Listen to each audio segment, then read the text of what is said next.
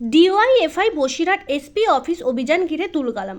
শনিবার Basirhat town hall থেকে মিছিল শুরু হয়ে এসপি অফিসের কিছুটা সামনে আসতেই বামপন্থী যুব সংগঠনের কর্মী সমর্থক ও পুলিশের খণ্ডযুদ্ধ বাধে। সন্দেশখালীর কাণ্ডের পরিপ্রেক্ষিতে আগের অবস্থায় জমি ফেরানো, ওই অঞ্চলের সার্বিক নিরাপত্তা সহ একগুচ্ছ দাবি নিয়ে মীনাক্ষী মুখোপাধ্যায়ের নেতৃত্বে এসপি অফিসের ডেপুটেশন কর্মসূচি নেওয়া হয়। এসপি অফিসের সামনেই মিছিল এগিয়ে আসতেই বাধা দেয় পুলিশ।